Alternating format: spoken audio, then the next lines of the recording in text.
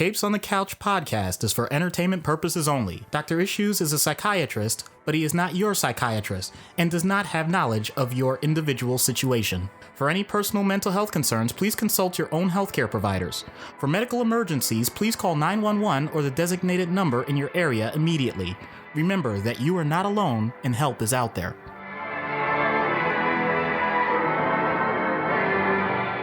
Hello and welcome back to Capes on the Couch for Come Get Counseling. I'm Anthony Sitko. And I am a very thankful Dr. Issues. Yes, before we get into the formal meat and potatoes of the episode, again, thank you to everyone who reached out to us through social media or our Discord channel for all your kind words and thoughts about Doc's mother. She was a wonderful woman, and she will definitely be missed. Yeah, and I have to admit, mainly because of her diagnosis, this wasn't a surprise.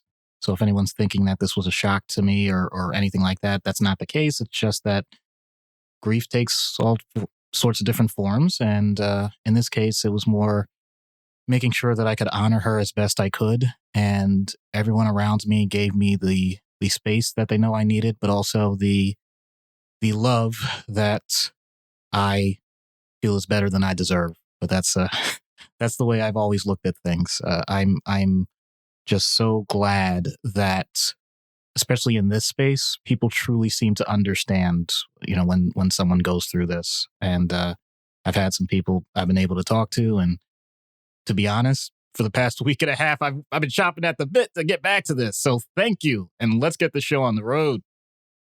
Yes, yeah, we're both, sad as we were, and grieving though we may be, we're certainly not going to give up on this. So we've both been looking forward to this. Absolutely. So also we have a brand new patron, Austin. Thank you very much for the support. Your stickers are in the mail and you have definitely gotten them by this point, or I hope you've gotten them by this point. And so if you want to be awesome like Austin, you can go to our Patreon and support the show. It's patreon.com/capesonthecouch. We'll have links in the show notes at the bottom. You can find it on our website. They're basically all over the place if you want to go ahead and support the show and unlock exclusive content, early access, a whole host of other various awesome things. And we are going to be getting back into the trade paperback reviews within the next week or two to give those to our patrons, because that's always a fun part of the show. And last reminder again, we are doing the AMA for our 150th episode next week. So you can go ahead and continue to get those questions into us, questions and comments. Please feel free.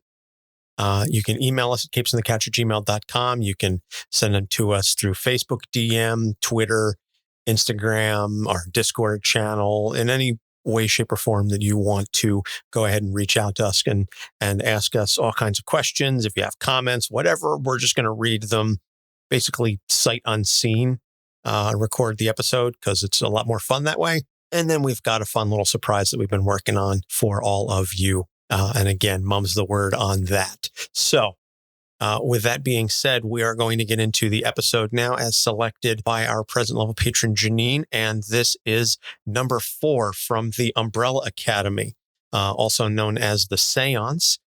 Klaus Hargreeves was created by Gerard and Gabriel in the Umbrella Academy number 1. And you can go back to issue 130 for a look at when we covered number 5. And we also did the first volume, the Apocalypse Suite, as one of our trade paperback reviews exclusive for our patrons. So if you are a Patreon, go ahead and check that out. For those of you unaware of the Umbrella Academy, it is a team of 7 superpowered children born to women who previously showed no signs of pregnancy, and they were all adopted by Dr. Reginald Hargreeves, a wealthy philanthropist who was also secretly an alien. So in Volume 1, the Apocalypse Suite, Klaus is introduced as part of the team. Upon their introduction, they are a group of 10-year-old children who stopped the Eiffel Tower from destroying the world because it was being run by a zombie Gustav Eiffel as part of his plan to overthrow the planet. This was all set sort of 20 years ago in flashback. So in the present, their adoptive father, Dr. Hargreeves, has died, and the team reunites to bury and mourn him. So their adoptive sister, Vanya, long thought to be the only non-powered member of the team, turns out to actually be the most powerful, and she undergoes surgery to enhance her powers of weaponizing sound, calling herself the White Violin. So the team bands together to stop her, and Klaus channels Dr. Hargreeves and Igor Stravinsky as part of the plan to stop her before using his telekinetic ability to stop pieces of the moon from slamming into the earth, because his abilities include speaking with the dead. He can actually sort of become the dead. It takes a lot out of him, but he can do that. And he has the ability of telekinesis. So it's kind of an interesting grab bag of superpowers.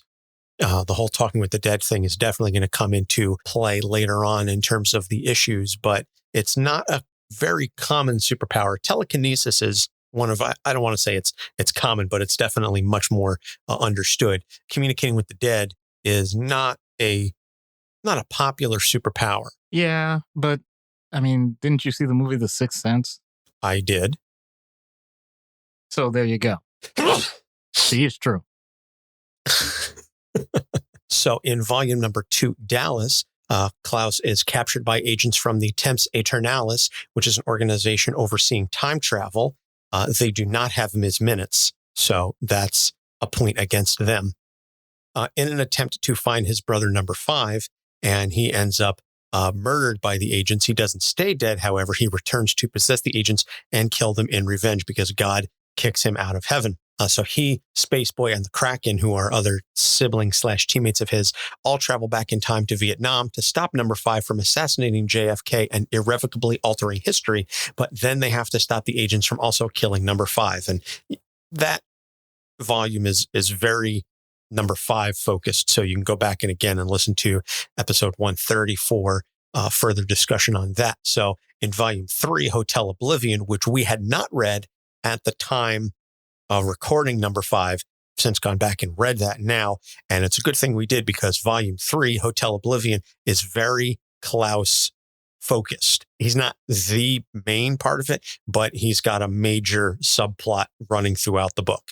So he is essentially a junkie being pimped out by a biker gang, and they use his ability to scam people into talking to their deceased relatives about hidden money, and then the gang leaders dig it up or otherwise find it. So Klaus turns on the abusers and then joins his siblings in battling villains that escaped from an interdimensional prison that was built by their father. And the volume ends with the team encountering the Sparrow Academy, a rival group of similarly powered siblings. Because what I neglected to mention during the intro is that the Umbrella Academy is a team of 7 superpowered children born to women who previously showed no signs of pregnancy. There were 43 babies born that day at the exact same date and time. So Dr. Hargreeves only adopted 7 of them. So there's 36 still floating out there theoretically. And so this Sparrow Academy is made up of several of those children. So we're going to get into the issues now. And the theme is detachment, both from the living and the dead. And so the first issue that Janine wants us to talk about is the fact that he is a living person surrounded by dead people. Now, naturally, he can see and experience the living. He doesn't live on the other side, so to speak, but he does regularly encounter the people that have passed on, including his own adoptive father, among others. And that causes him quite a bit of strife, shall we say. Yeah. Imagine the idea that even when you think things are over, they can just continue ad infinitum. Human beings naturally look for patterns, and the idea that something is born, lives its life, and dies is the most reliable pattern I can think of when it comes to our existence. Having said that, most of us, I would wager, are really focused on the first 2 parts, and especially over the course of time with most modern societies, because I realize this is way different depending on what generation you talk to about it, especially in westernized cultures.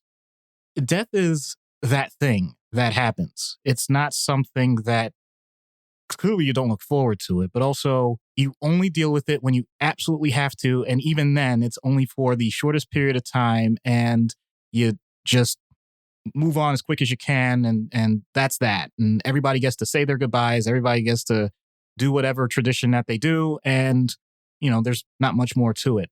That's the general zeitgeist in modern society, for many societies, not all of them. Well, imagine if that's inverted. Imagine if, for whatever reason, be it just bad circumstances, you are a soldier, you happen to be in a troop that gets almost completely wiped out, or your job, you're a mortician, you're a pathologist, you're someone that has to see people at their last breaths or afterwards, and everything afterwards. You work for hospice, you're palliative care, where a person isn't necessarily dying, but you know that the reason why you're providing this care is so that ultimately they're able to have smooth transitions from their life. All of these things, if taken as the majority of what you experience, can truly distort what your values are. And I apologize for using the term distort. I don't necessarily mean it can be a bad thing. There are plenty of people that point out that it's incredibly fulfilling and rewarding depending on what they're doing. But I'm also willing to point out that there are many people, let's be real people, there's not really many ways I can couch these things, so I'll just keep that in mind. Someone who has gone through many pregnancies, miscarriages, someone who is, and this still exists, if there's a death penalty, then someone is making those final arrangements and dealing with that regularly. If you're a priest, if you're giving the eulogy, hopefully it's something that you're comfortable with. But I've actually had the opportunity, with someone as a patient that pointed out, it's not that everyone has everything together all the time when it comes to death, because we're all trying to struggle with something that we, let's just be real, haven't truly experienced. And it becomes incredibly nebulous, which means that spirituality takes a huge role in it, but also potentially avoidance can take a huge role as I set this up. Now, put all of that together and recognize that number 4 didn't have a choice in any of this. He doesn't get to choose his career about dealing with the dead. He doesn't get to choose how those things happen per se until he learns what his powers really could do. He's just dealing with this from the start. And without the maturity, because children and death is always something that's important because of permanency and things that they may not have, having those things altered at a young age can really impact what you value in terms of all the other aspects of life. So I don't envy someone like 4 if this is their lot in life, because it's pretty clear that he didn't get a choice in his lot in death. Yeah. And, it's also interesting. I just have to note that the character selection that we're going over at this point, sort of as the first episode back from our hiatus, given the reason for the hiatus, this is both timely and eerily prescient, so to speak. We kind of had this one ready to go. This one was lined up because we've been pushing back the Echo episode because we're still working on trying to find a deaf podcaster to speak to. So I was like, we'll do number 4. And then the news hits. So all of this discussion of death and coping with death is just really front of mind as of late. And to say nothing of, obviously, the impact of everything else going on in the world, over in Europe and everything even just going on here in the States with COVID, just the idea of how we individually and culturally address people dying, both others and, the idea of our own mortality has really come to the forefront of conversation over the last couple of years. Like I said, even more so now. Yeah. With us. I just thought of this. Otherwise, I would have been more direct about it. So based on a different podcast that I listened to, a nurse works in the ICU and has been doing some writing for the sake of dealing with her PTSD from the fact that the majority of the people for the past 2 years that she's seen have died, which is pretty much the opposite of what most ICU people. Of course, there's going to be death, but the sheer volume and frequency was absolutely overwhelming. And she put out I think it's on YouTube, a great YouTube video. I'll see if I can find it from the show notes in that podcast, because it's just incredibly powerful with the idea that when things happen that are unexpected and they are the most serious things that could possibly happen, you don't get a chance for the space to grieve. you have to continue to the next one and on to the next one. And it really can batter people down. And we all, in general, have this idea that as long as you tough it out, that you'll be okay. I'm eating my own cooking here. It's okay to sometimes not be okay. And it's okay to let down a little bit about the sadness. And as a matter of fact, talking about the sadness often can avoid having to talk about the depression later.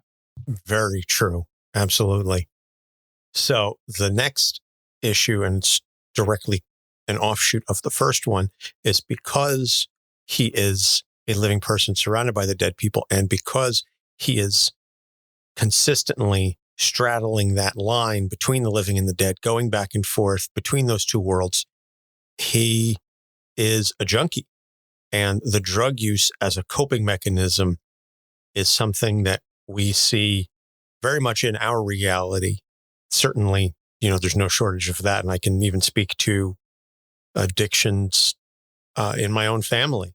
So this is nothing new for people to understand, but his particular use, again, is tied to his ability in many ways.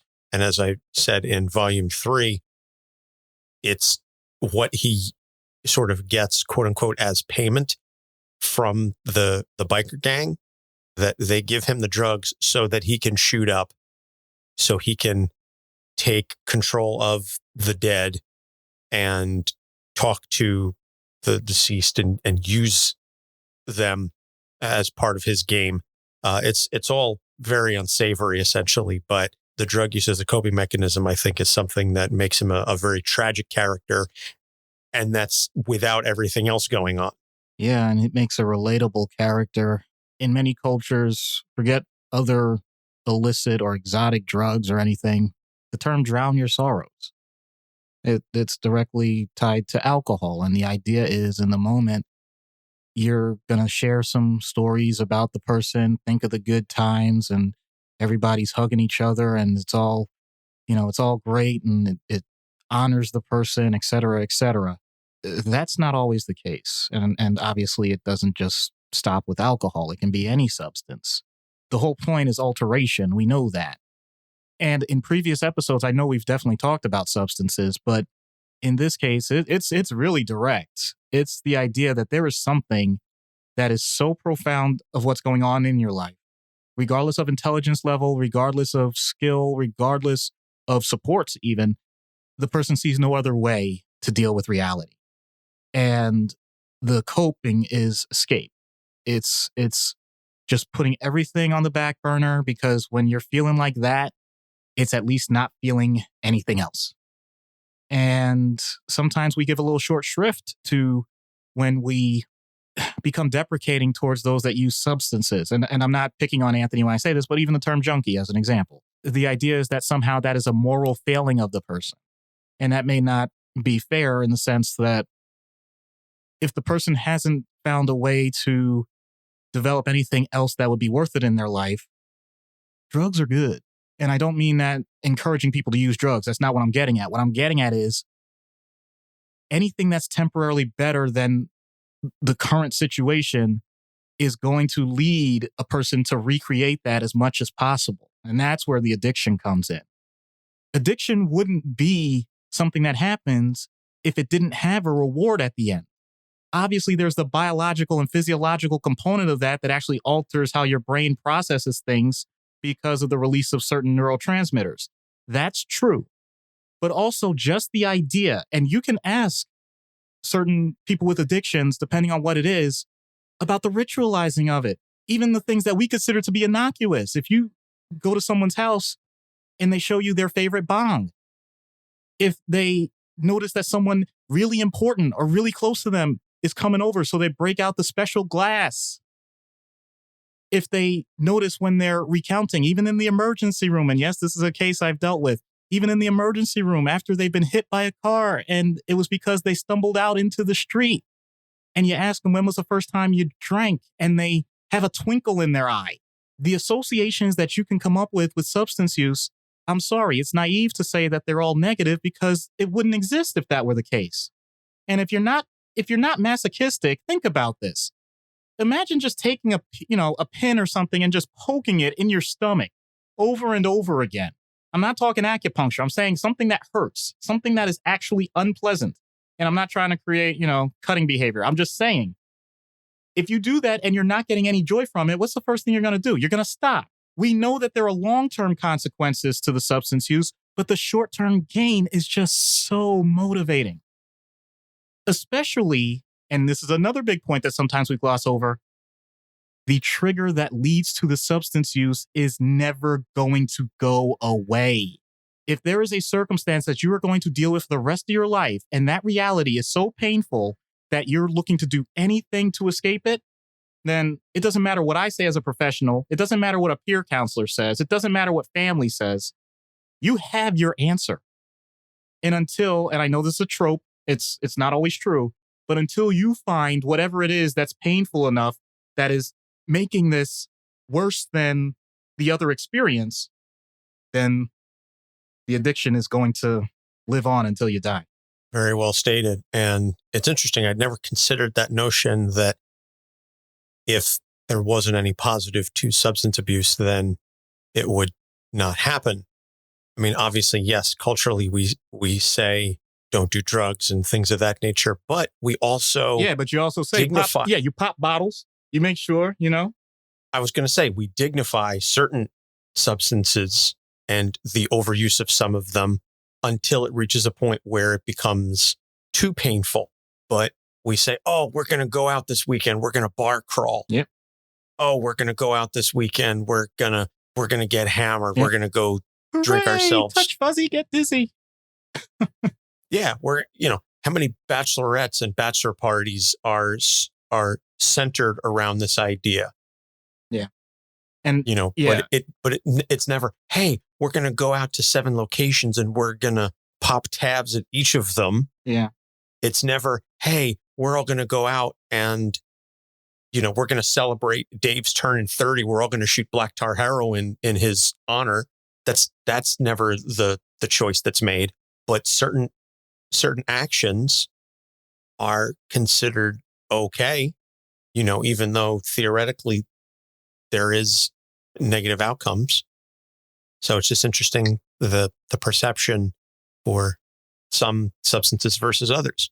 So the last issue, and this one's a little bit more nebulous and certainly more specific to, I guess, the Umbrella Academy, is the relationship with the siblings is constantly strained, both by Klaus's own actions and those of the team. But he is always considered one of the more quote unquote loyal members of the team. I mean, I think the most loyal would have to be Space Boy.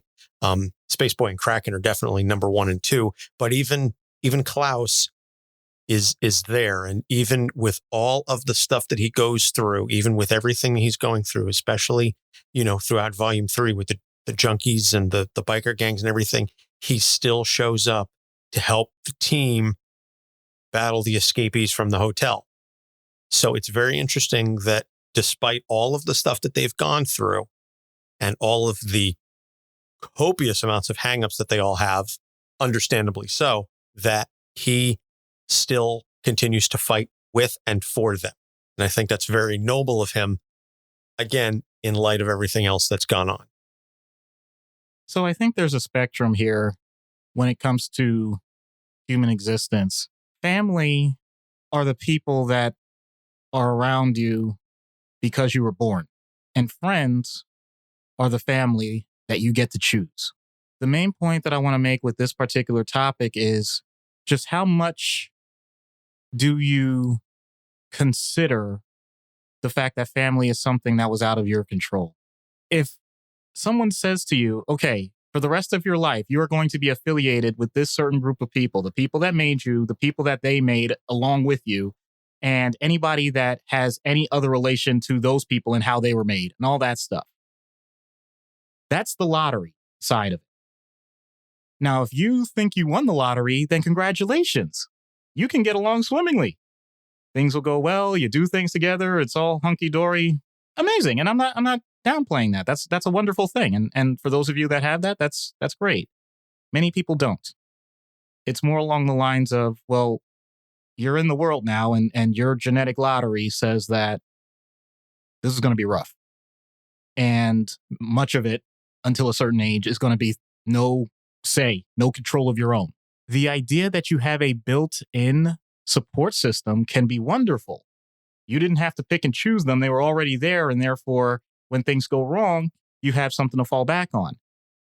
But if that system doesn't have your back, heaven forbid that system is abusive, heaven forbid it's just simply indifferent, then you may not hold the same views. But as always, there's no such thing as a perfect stratification of all of this.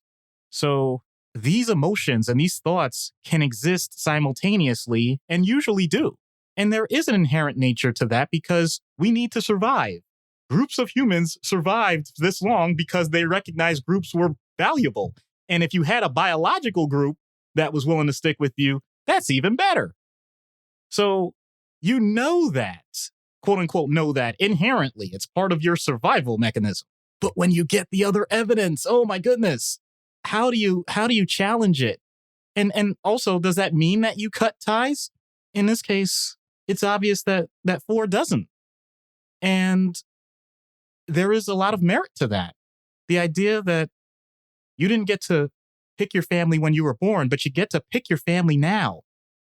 And if you're willing to show them that grace and you're willing to continue to work through things even when they're the most difficult points, then that can be the greatest reward possible. So kudos to him for doing that. But like I said, there is always that opportunity where if it's clear that both sides cannot come to a decision that things are going to work out, then both sides have to do what's best for themselves and, quote unquote, what's best for the family. So this is something that's always changing. The biggest mistake I think people can make about their families is the idea that they're going to always be the same. But that doesn't mean that the love itself has to change. Ooh, that is incredibly powerful. And I know that there's a lot of inside stuff coming out there. Yep. And that's all I'm going to say about that. But, well, no, I want this on record. I love every single member of my family. I want that to be very clear, and if I apologize if my voice cracks a little bit when I'm saying that, but that's the truth. Everything else aside. I certainly wasn't questioning that. Yeah. No, I know you weren't. I'm saying, because we're dealing with a group of people that don't need to know everything, but as a human being, I'm just pointing that out. So, that's my stance. And that's something, and I apologize. It's just the way I talk anyway with these types of topics. That's something I'll take to the grave. My soul is clean about that. As is mine. And as it should be. So to avoid getting even deeper down that rabbit hole, we're just going to take a break. We're going to plug our sponsor and a couple other shows. And when we get back, we will get into treatment. So stay tuned. This podcast is sponsored by BetterHelp. Is there something interfering with your happiness or preventing you from achieving your goals? BetterHelp will assess your individual needs and match you with a licensed professional therapist. You can begin communicating within 48 hours. It isn't a crisis line. It's not self-help. It's professional counseling done securely online. BetterHelp has a network of over 15,000 counselors with a broad range of expertise. You can log in and message your counselor anytime to get timely and thoughtful responses.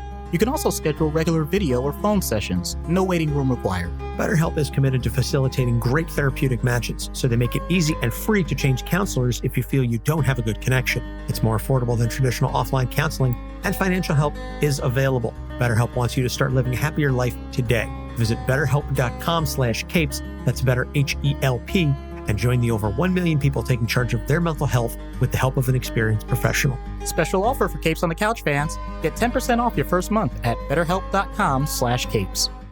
Have you ever found yourself confused about the current state of the MCU or whatever the hell is happening with the DC universe? Do you often have no idea what the hell the difference is between craft beer and that Bud Ice stuff at the gas station? Well, then look no further. We present to you Hops Geek News.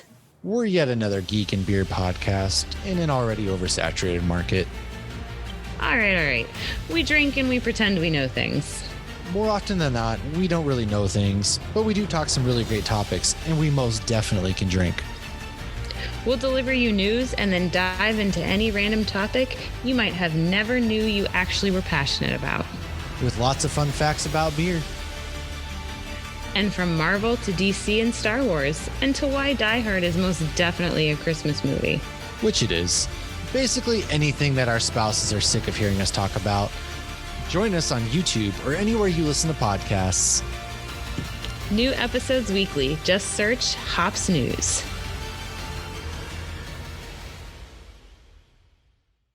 Hi, I'm Gail Simone, and you're listening to Capes on the Couch. And we're back. So treatment in universe for Klaus Hargreeves. I imagine that there's going to have to be some abatement of the substances. There's going to be a lot of discussion involved. I'm very curious to see where all this is going to go, keeping again with the theme of detachment. So the idea that you don't want to deal with death, and yet death follows you no matter what, is pretty darn powerful. And he has abilities related to that. And you gave in the background that he has died before. So let me get this straight. We have a character that died and can talk to the dead. Do you see where I'm going with this? Klaus has an opportunity that none of us will ever get. He gets to talk to himself in a situation that he can know his last moments, and while he doesn't have to agree with what he was thinking at that particular time, he can process it. So much of grief, when we really break it down, is the idea of processing the combination of the enjoyment of a life that hopefully was well lived with the sadness that that person is no longer with us. Now imagine that person can give you the direct feedback. So this is the ultimate introspection. And with someone to guide, like a counselor or doctor, it could be incredibly rewarding. We always talk about the regrets of the dying, and there are many books that go over that. But what if it didn't have to be a stranger? What if it could be you? Can you really picture just how amazing that could be? Scary. Definitely scary. Definitely sad. Potential some anger. But ultimately, it could allow you to rest easy, knowing that you've already rested easy. You just continue to come up with quote after quote after quote on this episode. Yeah, it's almost as if I've thought about death for the longest time in my life, even as an adolescent, because I recognize that the permanency of it, and yet the fact that we seem to marginalize so much, indicates that sometimes we need to shock people to their senses and recognize that it's a normal part of life. And therefore, if I make it something that's humanizing, even if it means sometimes morbid gallows humor, that people will actually get the point that life is definitely worth living and you shouldn't shortchange it in any way. Maybe. Yeah, don't know anything about that and the whole notion of being obsessed with death in adolescence. Yeah, I know you do. Cough, cough, ready to die. Yeah, you know. Yep. This episode is just full of real inside baseball here. I wouldn't even say it's inside. I think it's more like, yes, we're human beings, but there's no other way to process death because we don't have other guideposts. We only have ourselves. If we had dead people like Klaus did, maybe we would have a different dynamic. I think that would be really cool in a way. Something else I never considered. You're just dropping these truth bombs left and right. So out of universe then, obviously the whole talking to the dead thing cannot happen. However, what we do have, if you take that away, is still someone coping with childhood abuse because of an abusive foster parent, grew up in a, shall we say, an adoptive environment, and is now struggling with substance abuse issues. And that is a very real person that is not hard at all to drum up and consider. Yeah. And the way to ask those types of questions, the most common personal response that people give in general when it comes to anything involving mental health is, what is wrong with you? And it implies the idea that this person somehow has a fatal character flaw that must be overcome in order to live a better life. Trauma indicates what happened to you. It's the idea that there are so many factors that are beyond the person's control that at any given moment, they're doing the best thing they can for the sake of their own survival and well-being. And when you flip things around like that, it allows for a greater sense of empathy. But it's not just empathy from the counselor or therapist or social worker or whatever. It allows the person to have empathy for themselves. Not a pity party, not trying to say that they need to wallow in this idea that things are less than ideal or that things are unfair or the injustice and all of that, it allows for that personal emotional agency that the person can accept that from this point forward, they can do things differently than that they have before and expect different results. We've talked about why the substances happen. Well, what if I am able to say to that person, you actually have more control over your own mind and your own actions than you think you do. So you don't have to delegate anymore. You don't have to place all of the responsibility on this external substance that is looking to fill that void. If you try and fill that void yourself, then you're going to be able to actually dig yourself out. You're going to actually be able to confront the pain, confront the sadness, confront the anger. And I'm not talking dramatic here. I'm just saying so much of what happens with the combinations of substances and grief and loss and all of those things often has to do, and as well as abuse and that type of trauma, has to do with the locus of pain. And many times people are looking to just literally put that pain in some container that they never have to touch ever again. The problem is the amount of effort and the amount of energy that is necessary to do that can be really overwhelming. Unfortunately, some people go too far the other direction and they look to spread that pain as far and wide as possible, hoping it'll dissipate. Unfortunately, pain is exponential. So in order to combat that, there has to be that middle ground. The idea that, yes, there is going to be a part of that pain that is with you always, but you can use it as a reminder. It's partly a tattoo on your soul. And the good news is you can make it as beautiful, as joyous, as memorializing as you want it to be. You don't have to make it a weapon.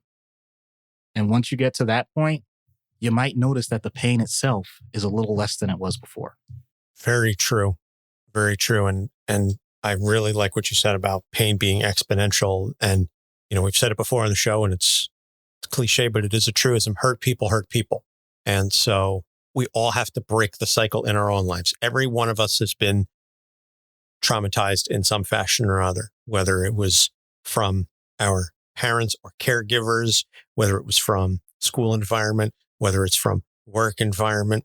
In any number of cases, we are all, every single one of us, carrying trauma. And that hurt in some way or another, whether it's surface level or deep down to the very core of us, gets transmitted through all of our interactions. And what is so important and incumbent upon all of us is to be mindful of that trauma, be mindful of that pain that we all carry, and do our level best to ensure that if we carry it, we don't pass it off to others. We've been so focused for the last 2 years on COVID and everything, and masking up and not transmitting to others. And that if you get sick, make sure you isolate so that you don't get other people sick. We need to do the same with pain. We need to do the same with our trauma and ensure that the trauma ends with you. Are you going to be able to completely eliminate it? No, we're being realistic here. But if you can do your level best to ensure to minimally transmit the trauma that you are carrying in your life so that you don't pass it on to others intentionally or unintentionally, then we can all begin to collectively heal. But that doesn't happen until we acknowledge and address it. We have to face it. We'll have to face it, and you have to come to terms with it. It's not easy, and it's going to require some hard discussions, both internally and perhaps with the people who hurt you. But for somebody like Klaus, who's obviously very much dealing with that trauma, he has to ask himself those hard questions. I don't know that he would, and I certainly wouldn't recommend that if you were the victim of abuse that you go and confront your abuser. I know that's a very popular thing to talk about online. I would not encourage that. And I see Doc shaking his head, so I know he's going to back me up on that. I wouldn't encourage that. I wouldn't encourage that in every case. Some of us have trauma with our family members, but we still have good relationships. And I think if that's the case, then you can say, hey, mom, hey, dad, sister, brother, what have you, like, I still love you, but you did these things that impacted me. I know my sister and I both have had conversations with our parents over the years, especially as of late, about the things that they've done that hurt us. And it's not in a finger pointing, I blame you, you're the reason I am the way I am kind of way. It's just, hey, these were the choices you made as a parent, as a caregiver. And I'm now living with the impact of those choices. And it has caused me pain, strife, what have you. And so this is why I am making these very conscious choices now to not continue to transmit our internal pain onto, our respective children, my son and, my sister's kids and stuff. So like, that's just like a personal thing. And again, I just want to be perfectly clear. I love my parents. We have a great relationship, and they were and continue to be amazing parents. But everybody makes mistakes. Everybody screws up in some fashion. So that it's a long-winded way of saying that we all have to acknowledge and address our own internal pain and ensure that we do not spread that to other people. Having said that, and I suppose it's also appropriate, having said that, we've also established over the last 2 years that there are plenty of people who don't care if they transmit things because it's going to impact their own lives. So they don't care about their actions and the impact on others, as long as it doesn't suppress their wants, needs, desires, whatever. But that's a topic for another podcast. So all of that being said, let's see what happens when we get Klaus Hargreeves on Dr. Issues' couch. Hello, Klaus. I'm Dr. Issues. What's up, Doc? So what can I help you with? I don't know if you can help me. I mean, it's just like not your fault or anything. It's just, I don't even think like a mental health professional can like comprehend what I'm all about. Oh, I'm not pretending to be an expert in everything, but I'm a relatively fast learner. Try me. Okay. Ever been in a war? No. Ever levitated? No, but I've been around some people who can fly. Ever shot up? Can't say that I have. Oh, come on, man. I was giving you an easy one. I work with peer counselors all the time. I'm not going to lie to placate your sensibilities. I know it's not the same thing. Yeah, I'm not really one for those like blank A meetings anyway. Which ones? AA? NA? Yes. I see. It's interesting that you seem most closed off about the substance use when you also mentioned physical conflicts and the supernatural. Oh, no, like I don't hide that either. I'm just so tired of my abilities being used as like a cheap parlor trick or worse yet, a way to scam money out of well-intentioned but clueless people. Indeed. Entertaining a person doesn't garner their attention the same as having a conversation. But the two don't have to be separate. Well, I don't entertain so much as shock the hell out of people, but I mean, I guess I get your point, but I mean, like I can strike a balance. That's kind of where the dynamic shifts. You think talking to someone in trouble is speaking to their soul. Man, I speak to their soul. That's deep. What kind of lessons have you learned from that? Mostly the regrets. I mean, even the dead can still worry. So, I mean, hey, I bet there's someone that you'd like to talk. Don't. Oh? Oh. I see. Well, that's kind of awkward.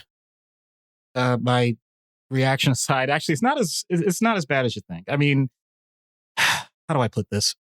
Us mere mortals may not delve into that realm as frequently as you, but that doesn't mean that there isn't a connection. Every single day, even if just for a few moments. Well, I mean, humor helps, right? Don't I know it? Yeah, I mean, look, that's my thing. Anybody that knows me, is that your go-to? coping mechanism? I mean, I have plenty, but that's kind of like a quick fix. No, I think the problem is that there's like no way to move on for me. You know what I mean? Like people like you get that transition and it sucks. Yeah. But then you go about your business. I am the chump that gets the feedback loop when others pass along, like over and over and over. And I got to dampen that somehow. Well, that's a common plight among those that suffer from addiction. Well, I wouldn't say it's all suffering. I mean, You enjoy it until you can't. Yeah, I realize that, but what's your motivation to change? I want to see where this goes. Well, I don't have a particular agenda for like how many sessions we're going to have. No. I mean, all of this. It's a lot, man. I mean, I get put in spots where I'm just expected to call on some sort of great wisdom through the ages, but I just want to listen to some music, I just notice the little things be trivial. Just like kind of focus on the now. I mean, that's not as bad as it seems. My family, such as it is, I mean, they get bogged down with saving the world because they can't save themselves. Dad was, for whatever the hell he was, that's kind of what I've learned from the dead. That's more than I care to imagine. I try to put myself in someone else's shoes, but I don't even know where to begin. Yeah, it's a trip.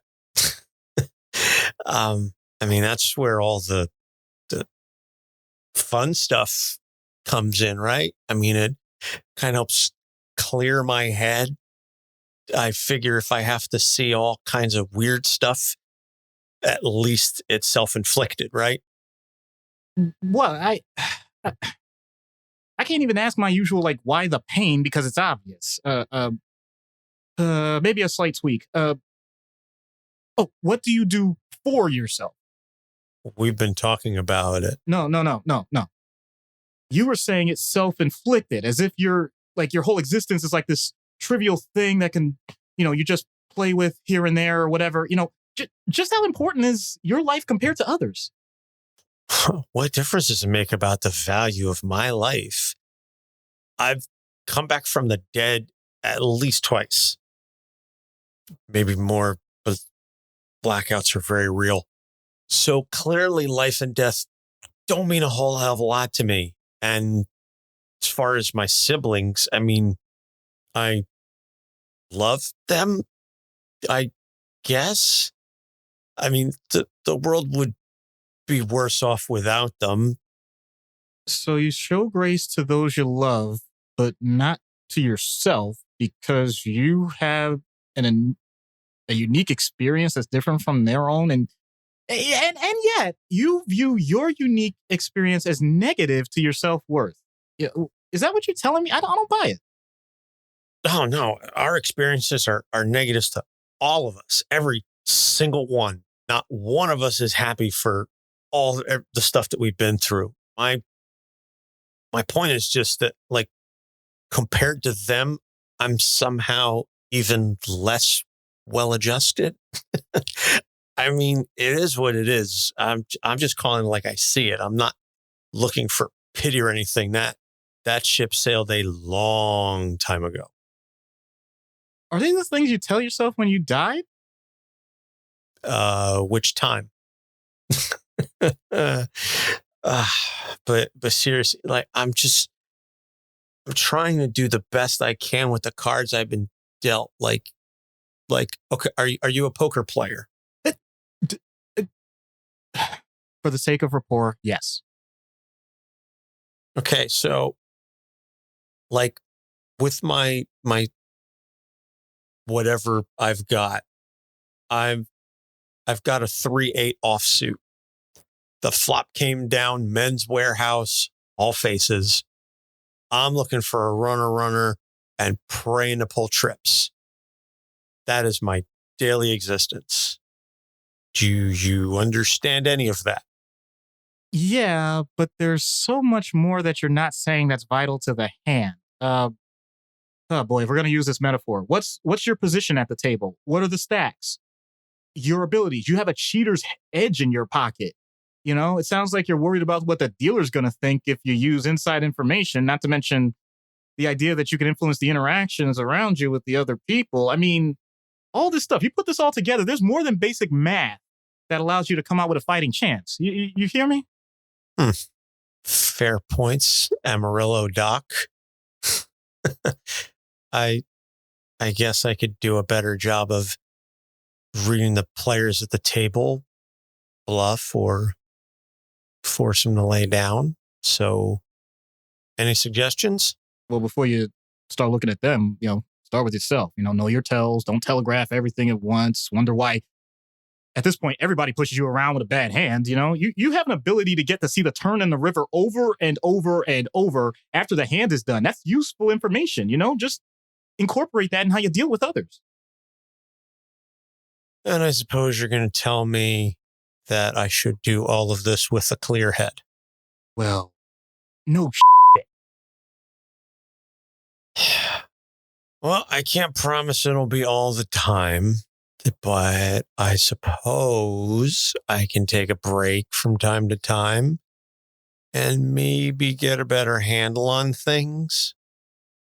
So I guess that'll make you happy. And so now that we're done with that, you ever done shrooms? You really... You know what? I'm going to tell you exactly what I tell most folks. Just say no to most drugs. Well, if you ever want to take a trip with me, you know where to find me. So if you read the script as is included in the show notes, you'll note that I deviated more so than usual on this one. And it's because when I'm reading these words, when I do the skits, and this is a little bit of, continuing the whole thing of Inside Baseball, when I'm reading these, I really do my level best to try and get myself physically and mentally inside the head of this kind of character. And obviously you're not watching this, but I mean, Doc was watching me. I'm sitting, I'm kind of fidgeting. I had a very different physical demeanor throughout the entire time of reading this because I was just so absorbed into the physical space that somebody like Klaus would inhabit. And so while I'm reading this, like my eyes are up, but my head is down. So I'm in this uncomfortable, awkward spot and I'm fidgeting with my clothes and I'm doing all this sort of stuff. And I was just like, I'm just going to come up with stuff that fits the theme of what it is that I'm saying, but is also just more in the moment, in the headspace. And so this is always really fun for me when I get to play and act like this. This is really my only acting outlet at this point, aside from, pretending to be Captain Barnacles or Pacer, whichever one of the Octonauts my son has assigned to me to play in the Octopod on a given day. So this is just really fun to inhabit this kind of character. So thank you. it's a little thing for me, whatever. I just had to say that. So in case you're reading the script and you're like, Anthony just like went off script for like 40% of this episode. Now you know why. So recommended reading, volume 3, Hotel Oblivion is heavily focused on Klaus. I said this earlier. He's not like the main plot, but he's definitely, I would say, he's the primary B plot of the book. The main plot is the hotel, is the titular hotel and the prison and everything else. But Klaus has a key role throughout the book as a subplot in all of that. So go check that out, and we'll have links to that in the show notes. So upcoming episodes, as we said, next episode is the 150th episode, and get those questions into us. And so we can get that done. And we will, like I said, have a lot more surprises. Then following that is something that we had planned for to coincide with the release of the show. And unfortunately, due to the schedule and the hiatus and everything, got pushed back a little bit. But we're going to do something we've never done before, and we're going to do Moon Knight Redux. We're going to do another episode on Moon Knight to tie in with the TV show. And since it is 4 years later, we are going to talk about what the character's been up to since then. And we're going to address it with a brand new set of eyes, because Moon Knight was our 4th episode that we ever did. And the show has drastically changed since then. And I'd like to think that this would be the episode we would do on Moon Knight if we hadn't done him the first time. So we can sort of cover it with new eyes. And then Elsa Bloodstone, a wonderful character. Thank you so much, Ruby, for this suggestion. I have been a fan of Elsa Bloodstone ever since I read Next Wave. So I'm very much looking forward to diving into her. So with all that being said, as always, you can find all of our episodes on our website, capesonthecouch.com. Please leave us a rating and review, whether you're listening to us on Apple Podcasts or Podchaser or any one of the myriad platforms that allows you to like, rate, and subscribe. I know a lot of folks have been pushing Good Pods as of late. That allows you to like, rate, and subscribe shows. So if you're kind of looking for someplace new to listen to podcasts, check us out on Good Pods. And the more folks that listen to us over there and like and rate, and then we'll climb on their lists. It's a whole thing, really, wherever you're comfortable with. And then, as we said at the top of the show, thanks again to Austin, our newest patron. You can go to patreon.com/capesonthecouch and subscribe at the $1, $3, or $5 level and unlock early access, additional content, all kinds of good stuff. And we appreciate, are very grateful for all of our fans. And again, thank you to everybody for your patience and understanding over the course of the hiatus. I've rambled on long enough. Doc, any last words? So there was a person named Klaus that was known to be a gift giver, but in this case, I think we can say that this Klaus was dealing with some hard grief. Ooh, well stated. So for Doc Issues, I'm Anthony Sitko. Thank you for listening. We'll see you next week. Capes on the Couch podcast is for entertainment purposes only. Dr. Issues is a psychiatrist, but he is not your psychiatrist and does not have knowledge of your individual situation. For any personal mental health concerns, please consult your own healthcare providers. For medical emergencies, please call 911 or the designated number in your area immediately. Remember that you are not alone and help is out there.